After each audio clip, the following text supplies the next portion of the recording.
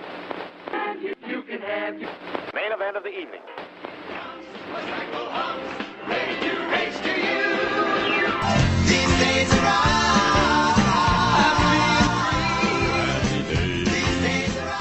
Hello and welcome to These Days Are Ours, a Happy Days podcast. I'm Peter. And I'm Joe. And today we are discussing Season 6, Episode 20, Married Strangers. Okay, Peter, tell us what happens in Married Strangers.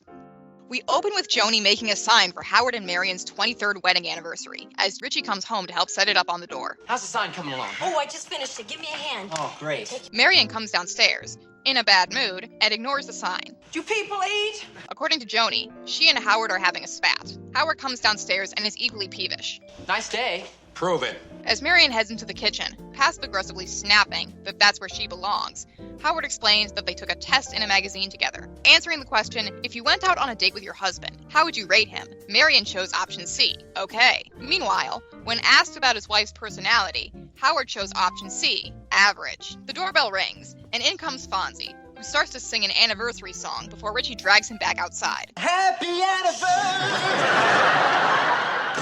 When they come back in, Fonzie takes Howard and Marion aside for a conference. He reminds them what day it is, and he, Richie, and Joni tell them about the weekend they'll be spending at the Holiday Shores Lodge, the same place they spent their honeymoon. The lovebirds make excuses as to why they can't go. Marion is getting her hair done tomorrow, and Howard has to tune up the DeSoto for the drive, but that's already been taken care of. Joni changed Marion's appointment to Tuesday, and Fonzie tuned up the DeSoto for Howard. Plus, their bags are already in the car. Marion starts to get hopeful about getting their room from last time, 325. Howard claims it was 324, and they continue to argue as they leave. It was 325. It was 324, Marion, and I'll prove it to you. I'll try.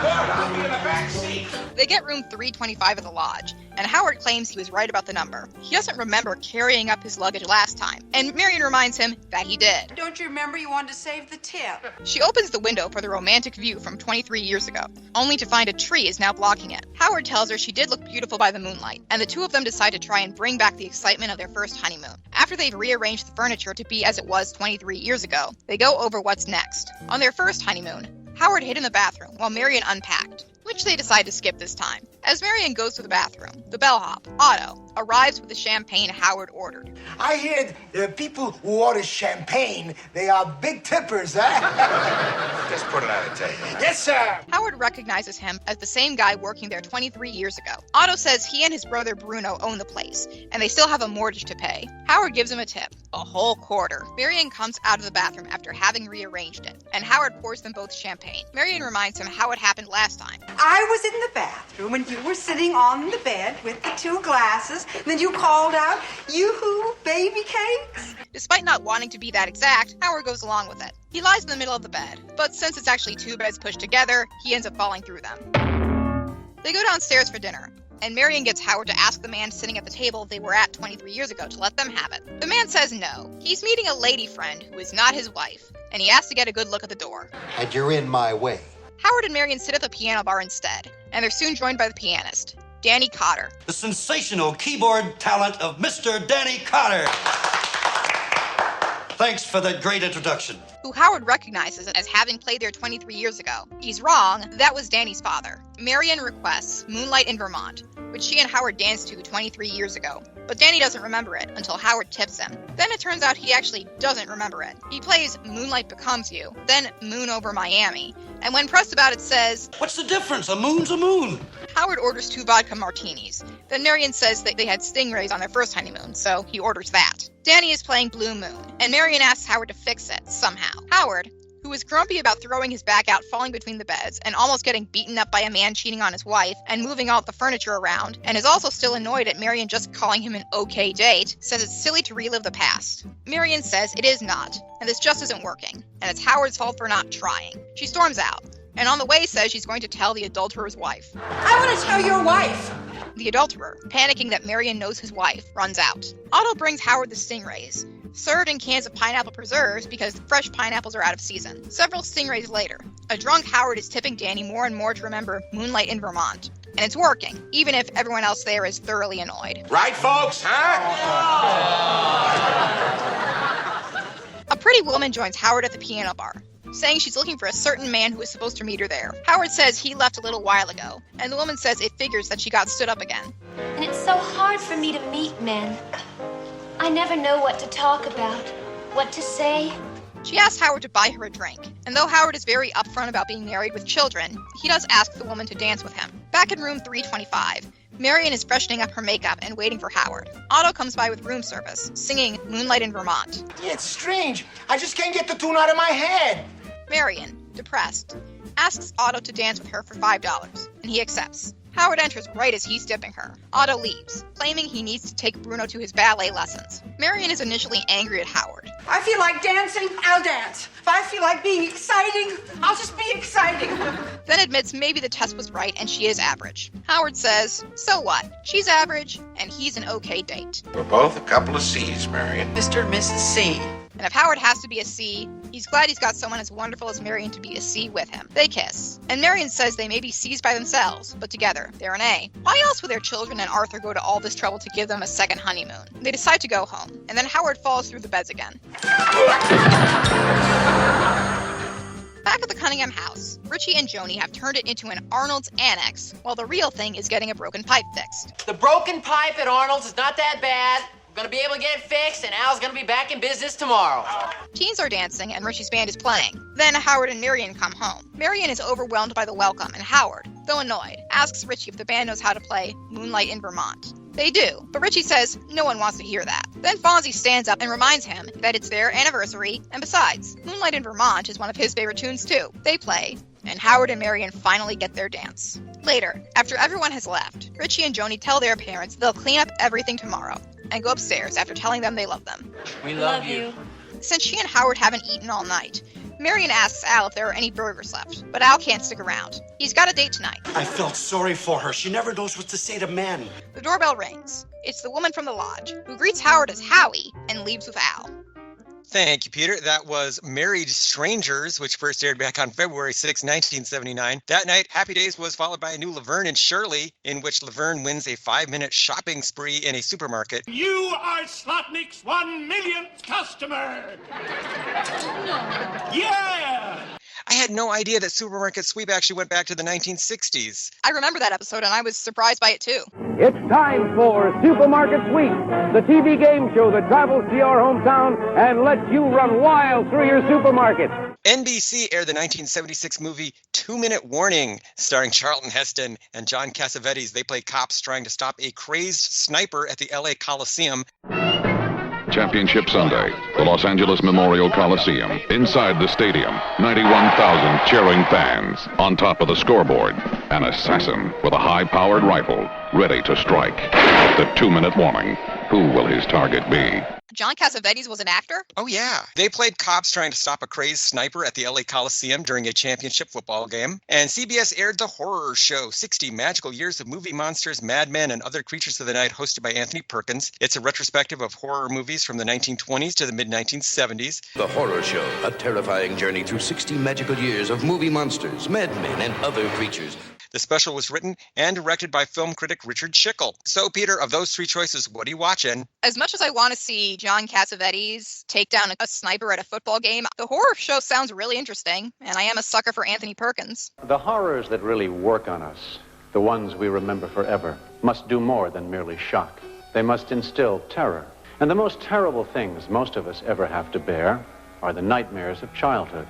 I am going directly to the horror show with Anthony Perkins. There would be no argument in my household about which show we are watching. Married Strangers was directed by Jerry Paris and was written by Bob Howard. The most recent of Bob's episodes that we covered was The First Thanksgiving. As for guest stars this week, the main one is Vito Scotti as Otto, the bellhop. Born in San Francisco, Vito was an extremely prolific character actor in TV and film from the late 1940s to the mid-1990s. He actually spent part of his childhood in Italy and was typecast as Italian waiters, policemen, barbers, etc. He was a frequent guest star on Columbo, Gilligan's Island, Love American Style, The Addams Family, The Flying Nun, and more. His movies include Get Shorty, The Aristocats, and Lon Ryan's Express. He also played Nazarene the Baker in The Godfather.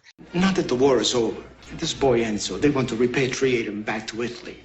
Vito died in 1996. So, Peter, what did you think of Vito Scotti as Otto? He was delightful. I love that at first he seems like this overly cheerful person, but then it becomes very clear that he is under a lot of stress. He has 6 different roles at this lodge that he still has to pay a mortgage on. We never see his brother, so we don't know if he's pulling his weight too. I thought he was a lot of fun, and I hope that he paid off that mortgage eventually. I do too. I loved Vito Scotti in this episode. Since the time I originally screened this episode for this podcast, I've actually seen Vito in 3 other shows.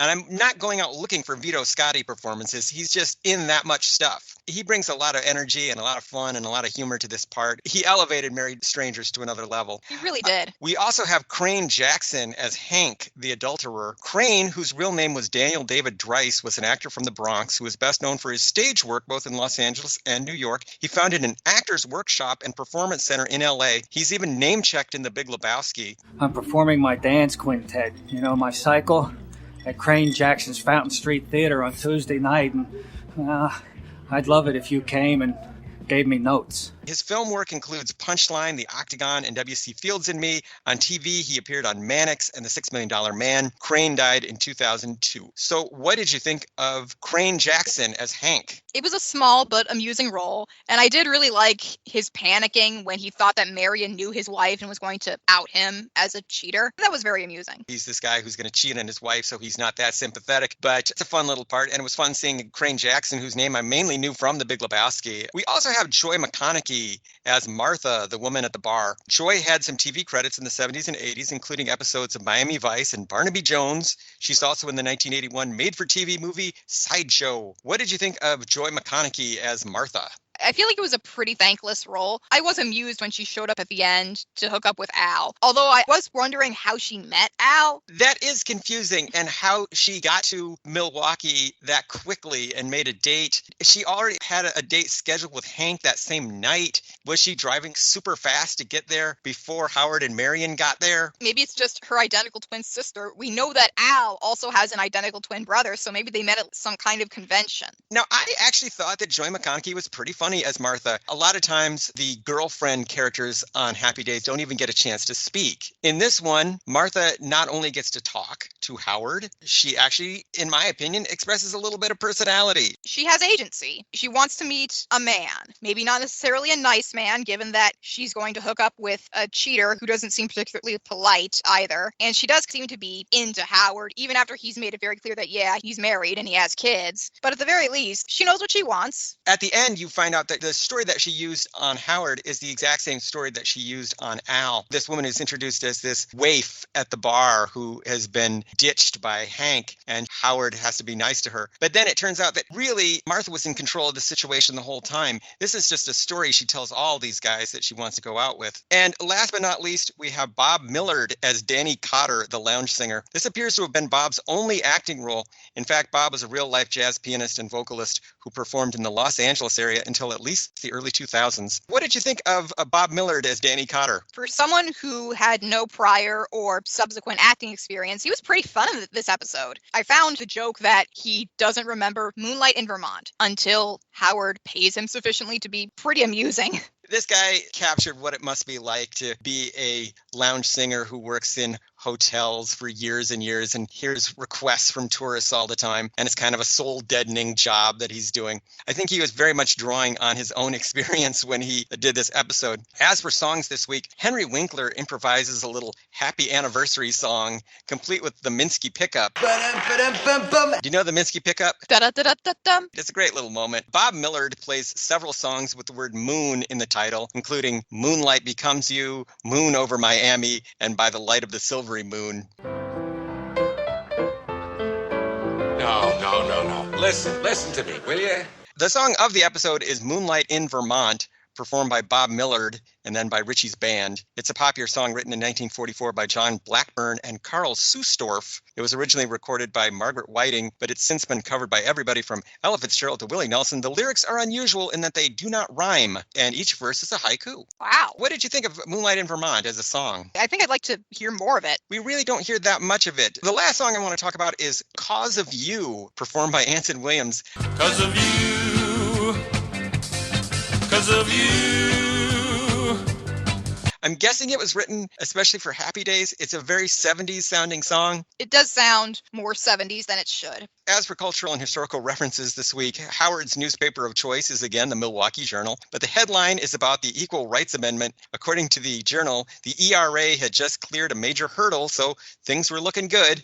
So that means that in the Happy Days universe timeline, the Equal Rights Amendment was already up for consideration all the way in 1960. That is huge. That is one of these major timeline diversions of the show that they hide subtly throughout the series for true fans who want to watch it with the pause button and zooming in and freezing the frame. The magazine that causes such friction between Howard and Marion is the January 1979 edition of Red Book. What is this? The latest Red Book. This was a women's magazine that focused on beauty, fashion, diet, relationships, and celebrity profiles. The cover story for this particular issue was, "For a Skinny New Year, a diet that works especially for you." Red Book started in 1903. The print edition stopped in 2019. Red Book continues today as a website. Were you aware of that magazine at all? Vaguely.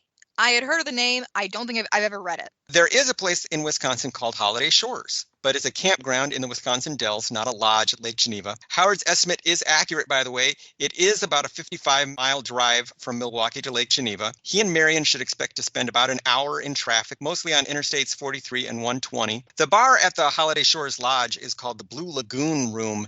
The name Blue Lagoon comes from a 1908 novel by Irish author Henry de Vere Stackpoole about a boy and girl stranded on a desert island. It's been adapted to film at least 5 times. Starring Brooke Shields and introducing Christopher Atkins, The Blue Lagoon.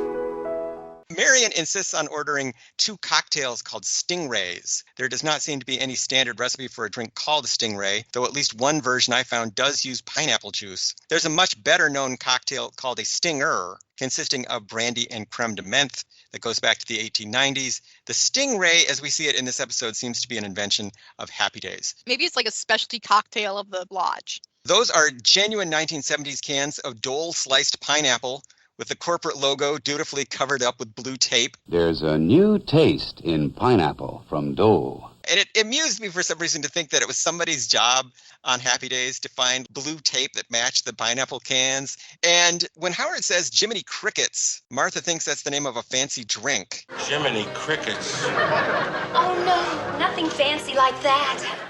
I think the intended joke here is that there's a cocktail called a grasshopper, which gets its green color from creme de menthe. Other observations this week, one of the saddest sounds, Peter, in the history of television is the pathetic greeting that Ron Howard gets when he makes his entrance in the first scene. One woman quietly says, "Yay," and claps twice, and then no one joins her. Joni. And then, like 3 minutes later, Henry Winkler walks into the scene, and of course, the crowd goes wild.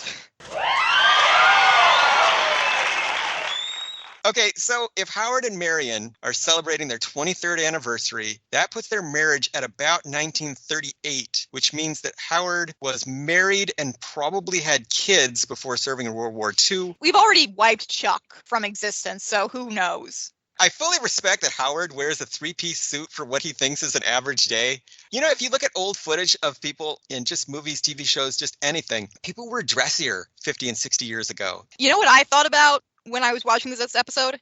How much harder it used to be to cheat on your spouse. Because nowadays you can discreetly communicate with people through the internet and cell phones. And back then, if you wanted to meet with a prospective mistress, you had to go all the way to a lodge that might be miles from where you live in the hopes that your wife wouldn't catch you. Life was very, very difficult back in the 60s. I'll admit that it took me a second viewing of this episode to actually get the Room 325 joke. Notice that when Howard switches numbers, Marion doesn't call him on it. Because she's trying. She is trying to have a good second honeymoon. I'm a little disturbed that Howard drove after drinking about 8 cocktails. Alcohol increases your ability to drive. False! You could just get away with that in the early 1960s. Everyone was smoking all the time, and they were drinking and driving, and everyone was just cool with that. And yes, at the end, it bothers me that Howard and Marion don't close the door behind them when they walk in. That's how you get bugs in the house. I know they're on a soundstage. It's a set. The door doesn't actually lead anywhere. That's the Doylist explanation, but there is no Watsonian explanation. So, Peter, were there any outstanding Happy Days fashion in this episode? I really liked Martha's outfit. She's got this lacy top with sleeves that go just down to the elbow, and it's got embroidery around the collar, and she's got this off-white skirt, and it looks really nice. So, Peter, I will ask that age-old timeless question. Was this episode any good? Yeah, it was pretty good. I am a little bit tired of heterosexual couples being dysfunctional and constantly arguing with each other, but there was a lot of stuff in this episode that I really, really liked. I like that Richie and Joni and Fonzie did this nice thing for Howard and Marion that also benefited them because they got to throw a party in the house while Howard and Marion were gone. I like Otto the bellhop / bartender / waiter. I like the stingers that are served in cans of pineapple preserves because pineapples are out of season. I really liked Danny the piano player who just constantly bilks Howard out of money. It was all very funny. And I did kind of like the resolution. I liked Howard and Marion making up, even if it does honestly kind of personally bother me that when they took the test, they just called each other average and okay. I don't care how long you've been married. It's just a magazine test. You can exaggerate to make them sound better, to be nice to them. They're your partner and you love them. Come on. You hit on a lot of the stuff that I liked about this episode, too. I liked all the characters at the hotel. I liked that this was a Howard and Marion story, and we got to spend a lot of time with Howard and Marion. My favorite moment in the episode was Marion telling Hank that she was going to tell his wife about his attempted affair, and him panicking because maybe she does know his wife. He's not going to take any chances. She knows my wife. She knows Gladys. I gotta get out of here. Yeah, it's a good showcase for Marion Ross and Tom Bosley, and I'm not going to complain about that. As you point out, this storyline where Howard and Marion seem hell-bent on arguing, even though there's not really anything for them to argue about other than this magazine test, and who really cares about those magazine tests, is very, very similar to the kinds of stories that Happy Days was doing around this time for Richie and Lori Beth, where, again, Richie and Lori Beth seem determined to argue and to find things to argue about, even if there really isn't anything. And I guess that's something that just happens in relationships. Both people are maybe just in the mood to fight about something and they'll find stuff. And also if you send them on a trip when neither of them are in a particularly good mood, like they're not going to magically be in a good mood when they're somewhere else. If you're sad now, you might still feel sad there, okay? The thing that was interesting here was that the episode kind of comes down against nostalgia. This is another anti-nostalgia Happy Days episode. Happy Days is becoming self-aware. Marion's attempts to recreate the past are all futile. You can't recreate the past by moving furniture around and stuff. Happy Days will go to this well again of nostalgia basically being a dead end. And one of them is going to have a ghost who tries to murder Fonzie. Fonzie gets a car that comes with a ghost. Stay with me. Something strange on an all-new episode when Happy Days return. Tuesday. Happy Days has totally become self-aware, and I enjoyed that aspect of it. I'm never going to complain about an episode that gives Howard and Marion the center stage. So overall, I was pleased with Married Strangers. So, Peter, how can people keep up with us and find out about all the wonderful things that we are doing? Listeners can follow us on Twitter at Fonzie Podcast. They can follow me on Twitter at Peter Wolfranc. That's PeterVulfranc. And they can follow me on Twitter at Joe_A_Blevins. They can find this podcast online at thesedaysaroours.libsyn.com. And they can email us with questions, comments, and concerns at thesedaysaroourspodcast@gmail.com. So, Peter, what do we have on the docket for next week? Next week, Leather Tuscadero makes her final appearance. Aww. And gets a crash course on being ladylike from Marion in Marion, Fairy Godmother. It'll be hard to say goodbye to Leather Tuscadero, but I guess we'll have to do it. So, see you later, alligator. In a while, crocodile. Frozen winter streams, withered leaves, a sycamore, moonlight in Vermont, icy finger waves, ski trails down a mountainside, snowlight in Vermont, tell telegraph cables, they sing down the highway and travel each bend in the road.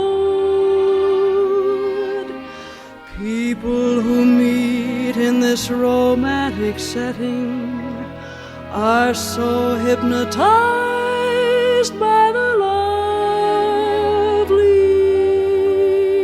shadows through the trees, snowdrifts shining in the dark, moonlight in Vermont. Da-da-da-da-da-dum.